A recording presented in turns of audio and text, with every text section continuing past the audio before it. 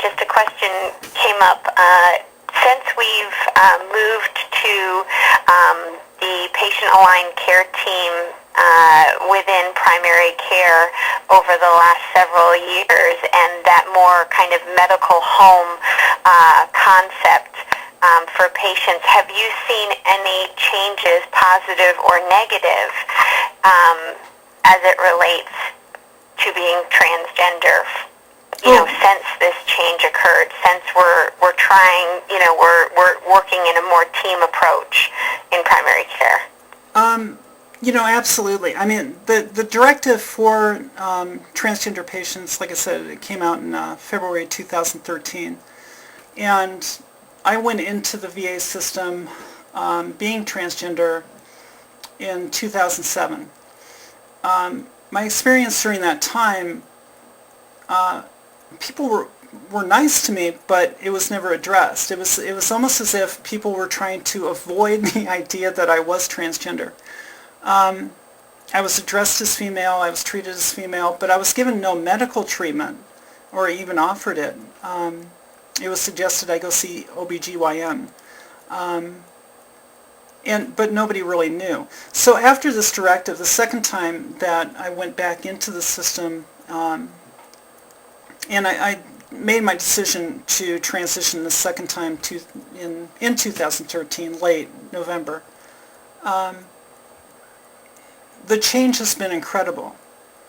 And I do see more of a interaction between the different departments. And particularly, like I was saying, with gender dysphoria, it's unique in that the treatment of gender dysphoria crosses over between the mental health into the medical sector in order for it to be treated. And I really do see, in what I've experienced anyway, I do see that crossover. I do see people talking to each other, which is great.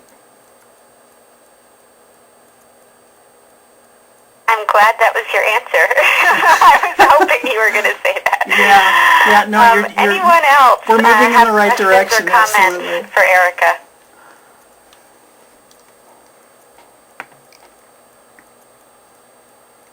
Even if it's something for curiosity's sake, you can ask me, as long as you have me here.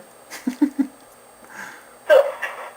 this is Lynn Wetterell. I think I very much appreciated this presentation. I have to confess a lot of ignorance about the underlying cause, and this has helped my understanding a lot, so thank you for that.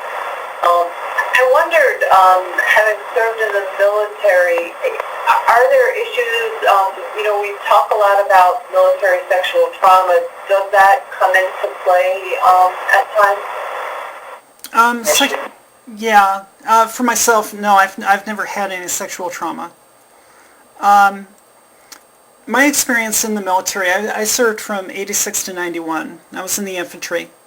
And really my reasoning for joining was I was running from my gender. I was trying to get as far from myself as I could.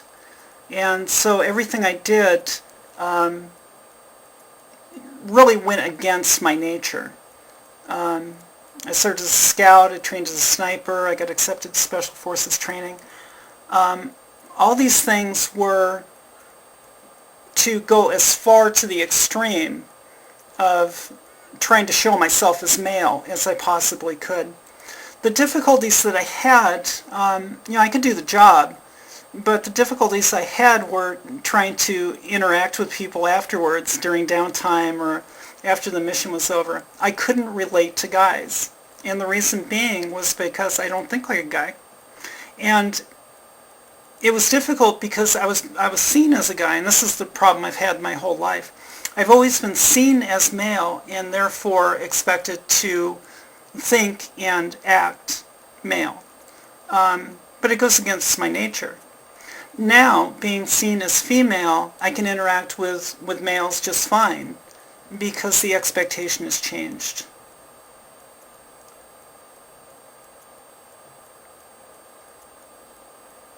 I'm not sure if that answered your question or not.